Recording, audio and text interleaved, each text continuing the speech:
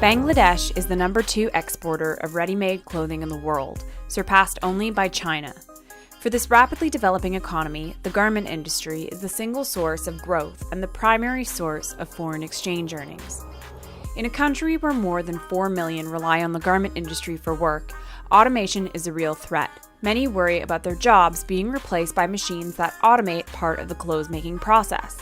By one estimate, if automation reaches its potential, countries like Bangladesh will lose more than 80% of their garment, manufacturing, and textile jobs. Some economists have called this a social time bomb. With the impact of technology in mind, I traveled to Bangladesh to get an up-close look at the often unseen side of the fashion industry. So we just arrived in Abu Dhabi and we have probably 6 more hours to go and we'll be in Dhaka.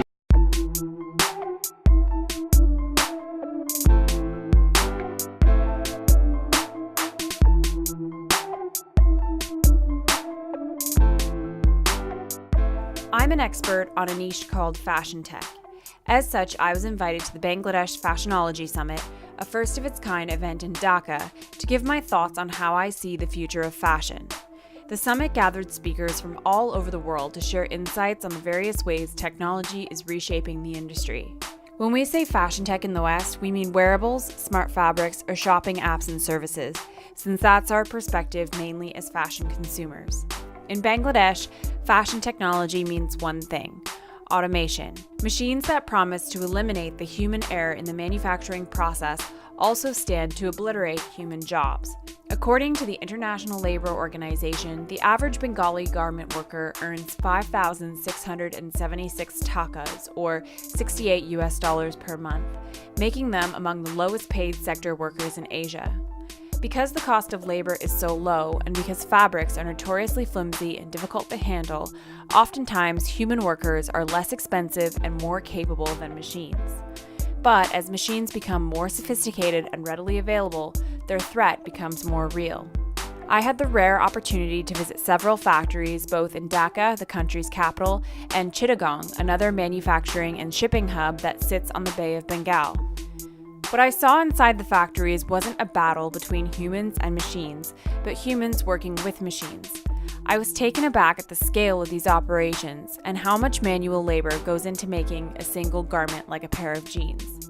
As I was traveling as a part of a foreign delegation, I realized my view into the world of manufacturing in Bangladesh was highly curated.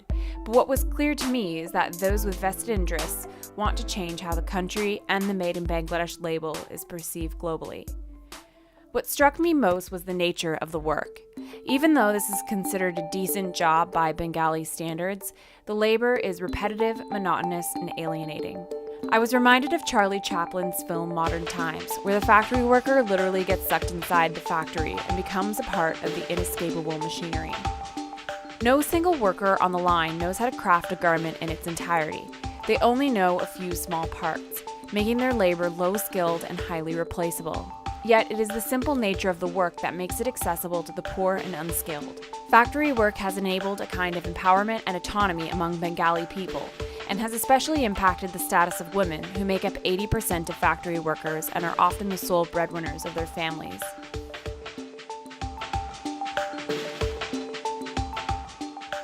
As the population grows rapidly and machines continually reduce the number of workers needed, the number of people in need of employment has quickly outpaced the number of garment factory jobs available.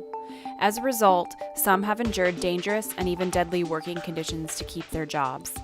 There has been another horrific incident at a garment factory in Bangladesh. An 8-story building collapsed today, killing at least 145 people and injuring hundreds of others. This isn't the first time technological innovation will replace human workers, and it certainly won't be the last. According to research from Fortune magazine, automation may take over as many as 800 million jobs globally in the next decade. As economic progress charges forward, it remains to be seen how Bangladesh and countries like it will deal with this kind of displacement. For Electric Runway, I'm Amanda Costo.